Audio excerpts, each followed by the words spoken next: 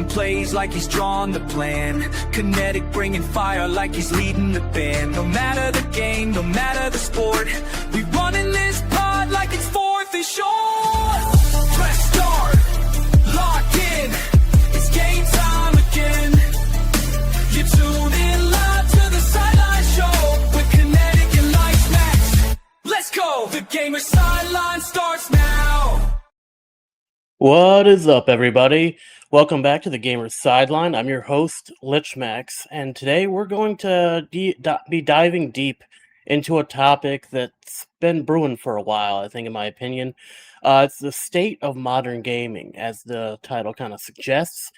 So we're going to be talking about the price hikes, the unfinished releases, microtransactions, and the surprising rise of private and indie studios that are starting to steal the spotlight from the so-called big leagues.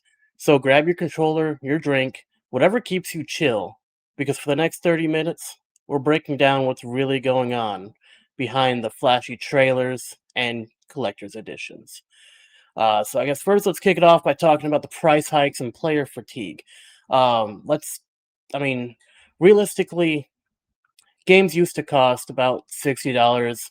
Actually, if we go back even farther, games like average games used to average out to about between like $40 about the time when I really seriously got into gaming, and it's been just kind of jumping up by $10 year in year out. And we had a good stretch there where like games averaged about $60. That was the standard for years. Now we're seeing $70 as the new norm for the AAA titles. I mean, hell, even I think right now we're seeing it start to jump up to even $80, which is insane. But I mean, the kicker is we're paying more and getting less in the games. Remember, you could buy a full game, and that was it. I mean, no day one DLC, no deluxe editions, no early access upgrades, but you just bought the game and played. Now, you're hit with 5 different versions before it even launches. And those $70 titles, half the time, they're buggy, broken, or missing major content. It's insane. For example, like Cyberpunk 2077, it came out super buggy. Battlefield 2042, same thing, super buggy. And like Call of Duty, Call of Duty is like I think one of the biggest proprietors of that. Like they want you to buy the game, and they want it to be the only thing you play because of how large the game files are for no reason at all. It's insane. Developers will say costs are higher, bigger teams, better graphics, longer development cycles, and yeah, that's true to an extent, but the problem is the value exchange. We're paying more up front and still being asked to spend more through microtransactions, season passes, and cosmetics, which a lot of the cosmetics completely unnecessary for example, a shooter game. Like, why is Beavis and Butthead and high profile Twitch streamers being added in as cosmetics into, like, for example, Call of Duty, which is a military arcade shooter? Like, what's going on there? Like, I get it in Fortnite, that's kind of their MO, is the crazy cosmetics that you see. That's understandable. Keep it to Fortnite, don't bring it to Call of Duty. Meanwhile, player trust is wearing thin. People are tired of being beta testers for companies that ship half-baked products and fix them later. Oh, you bought the deluxe edition for $99? Congrats! You get access to the game 3 days early, which means you get to experience all the bugs 3 days sooner. Yeah, we've hit a point where pricing doesn't just reflect cost, it reflects confidence. Developers assume the hype will carry sales, no matter the quality. And that's a dangerous mindset. The players are noticing, and they're voting with their wallets. And we should continue to vote with our wallets. Do not buy buggy games, buy finished games. Don't pre-order anymore. Like, that's my personal recommendation. Do not pre-order games. Unless you 100% trust the developer is going to release the game and it's going to be outstanding on release, don't trust the developers. wait for it to be released, even wait a week after for them to fix all the bugs and then buy it if you're going to buy the game at all. I mean, I think we should really be boycotting some of these AAA studios, especially these big ones that are publicly owned that have been releasing slop for years. We should definitely be boycotting them. That's my personal opinion. I would love to hear yours in the chat, but for right now, let's move on to unfinished games and live service fatigue. Now let's talk about that, because if you've gamed in the last 5 years, you've definitely felt this pain. We've entered the era of live service excuses. A game launches missing key features, but don't worry. We'll add them in later. Servers crash, content is recycled, roadmaps get delayed, and promises pile up. When launch day feels more like public beta day, something is seriously wrong. And that's not just sorry, and it's not just small studios struggling. It's the giants: EA, Ubisoft, Blizzard, Bethesda, companies with massive resources are releasing products that feel rushed and creatively empty. Why? Because because the business model shifted from creating a great game to creating a platform for monetization. And we've seen that in games like Call of Duty, games like Fortnite. Fortnite kind of makes sense because it's pseudo free. You don't have to pay for it. So monetization comes in the form of microtransactions there. That makes sense. When you're paying $80 a game, when you are paying $80 a game, why are we having to then spend more money to continue to play the game? That's like buying World of Warcraft and then having to pay monthly. Remember when you used to have to do that when it first launched? You had to buy each expansion separately. I think you still do on some cases, but you had to buy each expansion separately and then pay a monthly price to continue to play it. That's insane. That's like let's equate it to something that might be popular with today's youth. Not Call of Duty. Grand Theft Auto. So when it first launched, it launched at I believe it was $60 when it first launched. Now imagine if you had to pay $60 to buy the game, and then you had to continuously pay like $30 moving forward to continue to play the game. That's kind of what these battle passes kind of feel like, though you're not required to buy them, but they do actually give benefits when you do buy them. For example, gun skins and gun tuning when it comes to Call of Duty, that just gives you an edge over the competition. So you kind of have to. Let me check. I lost myself in my notes with that learning. So yeah, it's not how can we make the best experience anymore. It's how can we make players log in daily, buy skins, and stay in the ecosystem. We're seeing burnout not just from gamers but from devs too. The crunch culture, impossible release schedules, and corporate pressure to hit financial targets instead of quality marks. The result: games feel empty even when they look impressive. AAA titles have become like Hollywood blockbusters: huge budgets, massive marketing, but missing that soul we used to feel from older generations. And the audience, they're starting to say, "Nah, I'm good," which I get it. I'm with you there. I definitely am not looking forward to a lot of the new games. One game that I was actually looking forward to is actually because of who actually took it over was Battlefield 2042, or not 2042, Battlefield 6, because the guy who took it over is the same guy behind Titanfall 1 and 2, which were great games when they were released. I think they are severely underrated.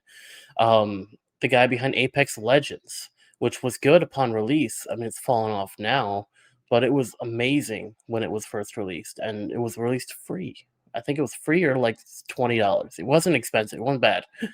But yeah, the guy who did all that released Battlefield 6. He was the producer, or the head guy in charge for Battlefield 6.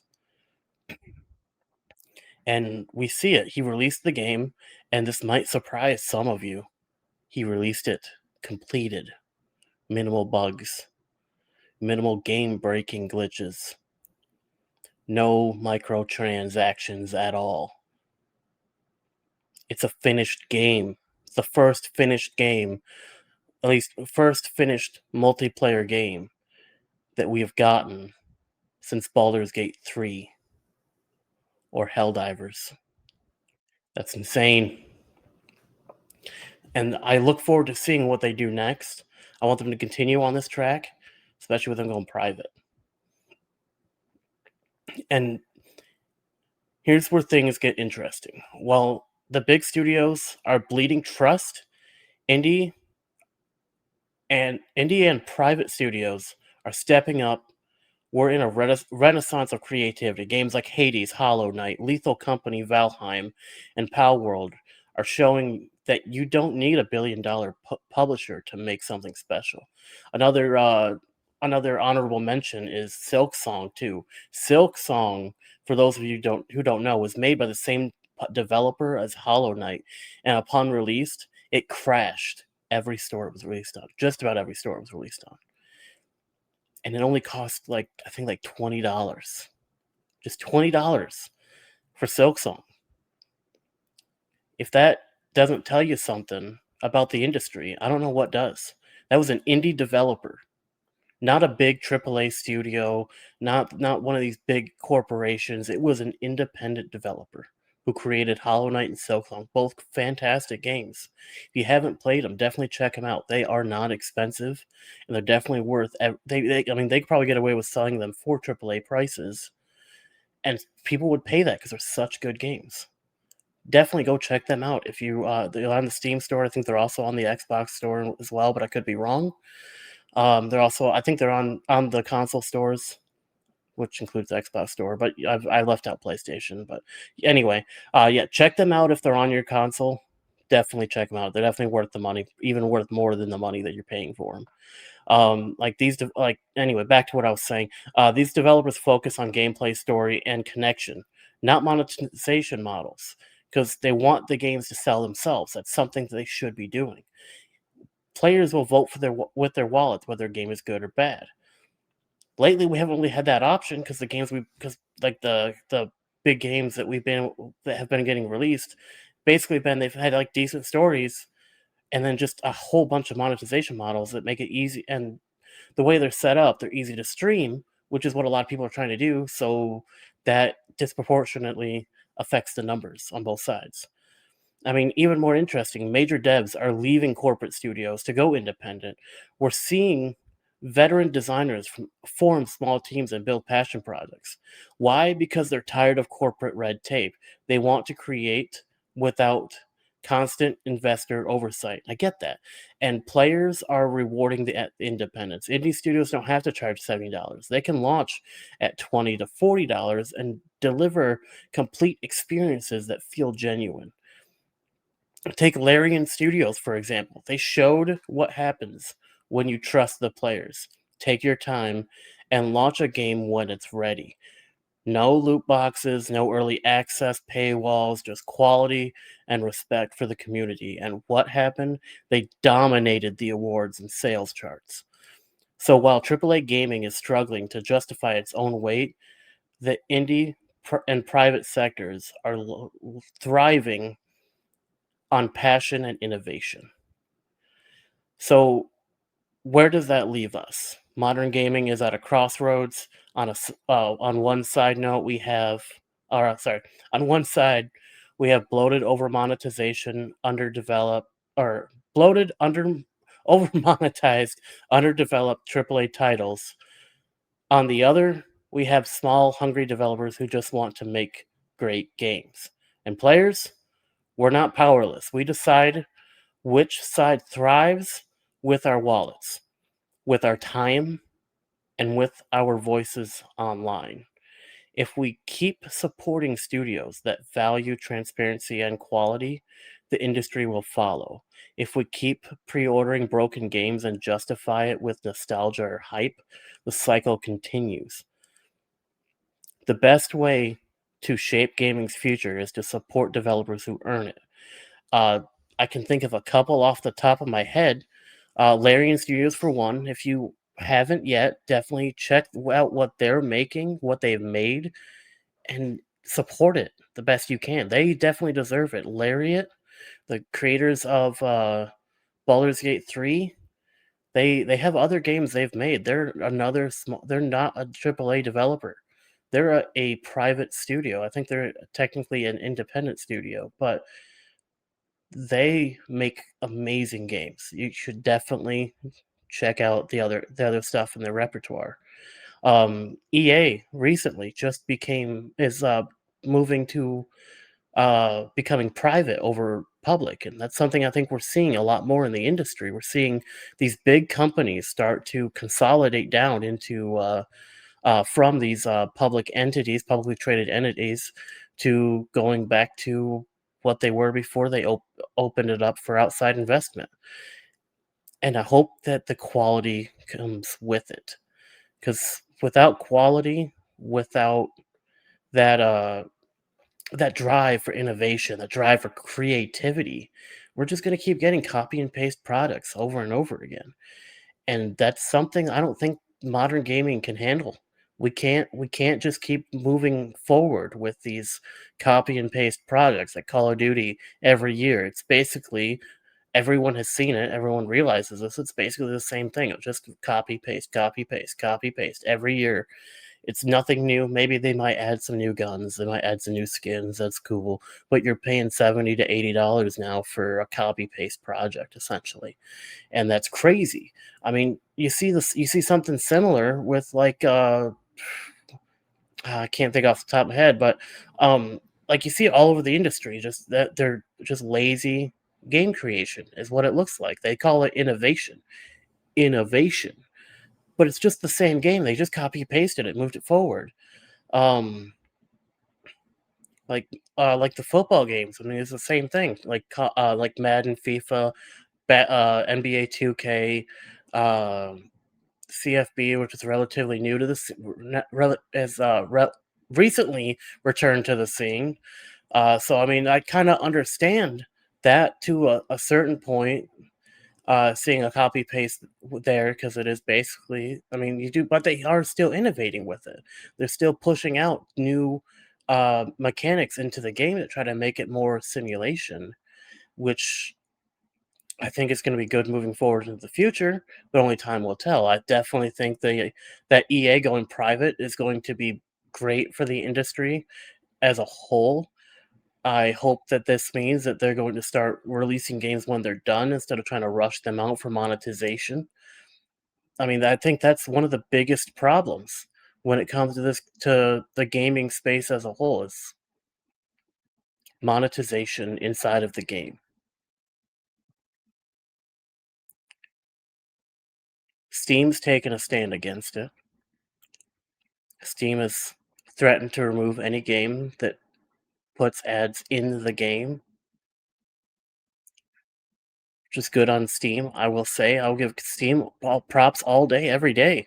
Steam always tends to take the gamers in mind when it comes to their stuff, and by Steam I mean Valve. Valve are one of the biggest trolls in the industry. In case you don't know, Valve created the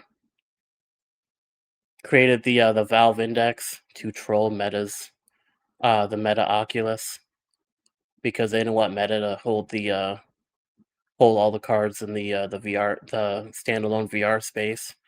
Valve also created Half-Life on a whim. It wasn't even supposed to be anything. They just made it because they were bored, essentially. The Steam Deck, I think they are quoted in saying that they wanted to create the best console for playing the Nintendo Switch games, and so the Steam Deck was born. I could be misquoting that. If you guys find different, let me know in the chat or in the comment section below. Also, while you're down there, you might as well hit that like button, like the video, hit that subscribe button so you don't miss future videos. Also, hit that notification bell too, because that actually really helps out a lot. Because I want to try to get more people, get more eyes on the channel. That's what we want. We want to get more eyes on the channel, more people here. Because I bet if you invite your friends, it doesn't even have to be your friends, just strangers. They'll love it. They'll love the Gamer Sideline. We do a little bit of everything. We do football. We do gaming. It's a fantastic time. If it's your first time here, definitely stay tuned. We do Football Fridays. We're going to start looking at other shows we could do. If you have any ideas for shows, let us know. Comment section below. But at the end of the day, gaming isn't dying. It's evolving. We're seeing a shift away from mega corporate control towards smaller, more passionate creators. And honestly, that's exciting because maybe, just maybe, we're heading back to an era where games are made for gamers and not shareholders. If you enjoyed this deep dive, hit that like button, subscribe to the Gamer Sideline, and drop a comment below and let us know what your gripes are currently.